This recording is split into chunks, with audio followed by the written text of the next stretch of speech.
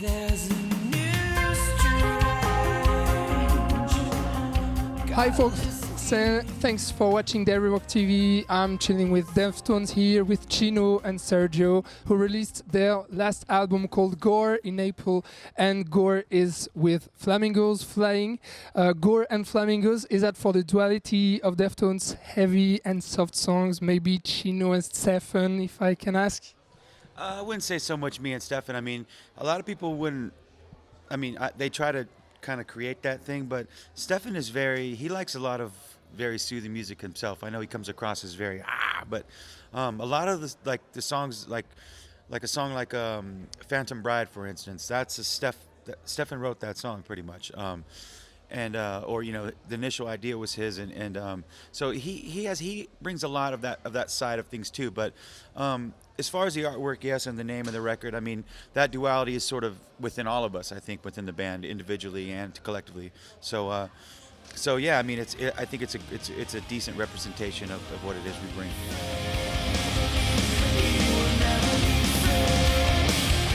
There's a big idea between that album, because I've heard that you wrote and you recorded that album in order of the songs. Is there a main idea behind that? Yeah, I mean, we kind of just tried to have once we had a batch of songs, we kind of, I put like a sequence together of how I felt the record would flow together good, and basically the end sequence ended up being that sequence minus the first song of the record that we ended up taking off right at the end. So it actually starts with song 2 and then finishes out. But yeah, it was just kind of an experiment to try something a little different.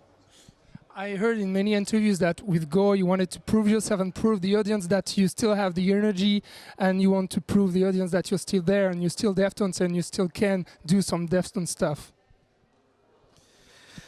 I think the writing of the record was just us getting into a room and jamming and just having fun with each other. I don't think that we really put ourselves in the position to prove things to people in that sense. I mean, we want to prove to each other that the ideas are good, and we want to put our best foot forward and get each other excited. And we hope that with that, people dig it. But I don't think that we set out. I don't think that we feel like we need to prove something to people. I think people like us because they know that the band is real and the band really puts good energy into its work. With all the projects that you have, what's the time you said to yourself, it's time to go back with Deftones, or now it's time to write for Crosses or for other stuff? Or how do you know that it's time to come back with Deftones? Well, I never leave Deftones. I'm always doing Deftones usually. When I do any side project, it's just when Deftones aren't doing something. So I don't really allocate time to only going to do this or only going to do that. I mean, Deftones is what I've been doing since I was 15 years old, and I'll always do it, until hopefully, 50 years old.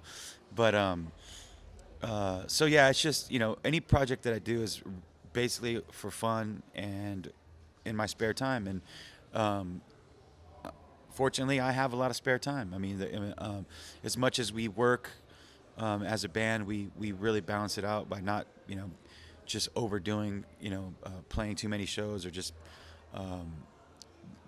forcing ourselves into the studio, whatever. It's a really, I think after all these years of being in a band, we've figured out a way to make it for us where it's exciting to go home, and then it's exciting to come back and work together, and just the good balance of having that. But yeah, in spare time, I mean, I'm always trying to be creative and make music, and I have a lot of friends who are creative as well, so that I like to share and make music with. So It seems now that live you don't play many songs from Saturday Night Wrist or the Deftones self-titled album. It seems that you want kind of forget that period. No, I don't think we want to forget it, but I just think that there's so many songs from other records that are, I feel, way more connected to and just way more excited about them. Those years weren't my favorite years of our creativeness, and although there's some good songs and stuff in there, I feel a little disconnected from a lot of the stuff on those records.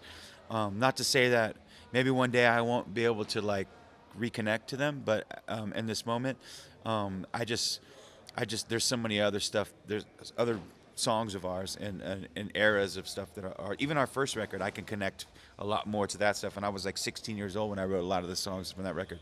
Yeah, it's just like we really want to make a set list. We only have like tonight maybe an hour to play, so we just want to play the songs that we are most excited about playing.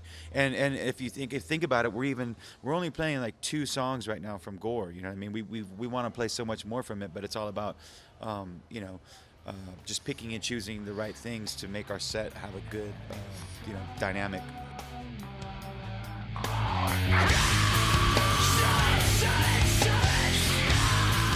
What's your evolution, Sergio, in Deftones now that you've been part of the experience since 2008, something like this? Now you play bass and you sing a lot, or you scream. I don't know. I mean, like, it doesn't feel like it's changed all that much. Like, it's a very open group. You know, it's a collaborative environment. And from our friendship prior to my being with the band, like from back in the days of Quicksand, we've always had a good rapport. And I had filled in for Chi in '99, I believe, on a tour with Pantera and Black Sabbath. And when everything went down and I came in, you know, like I was kind of like curious as to what it would be like. And basically they're like, you know, like, just do you bring what you bring and whatever, you know. Yeah, I was actually the one that just said, hey man, if you feel like singing, sing. You know what I mean? Like, you know what I mean? Like, you know, and he's like, okay. Yeah, he comes up more than I do. Yeah, he taught me how to scream. Actually, I never screamed before. Like with Quicksand and stuff, I do a little crooning and stuff. But now I can, like, I owe this man, you know, thank you. Let me think I could scream. I feel like it's.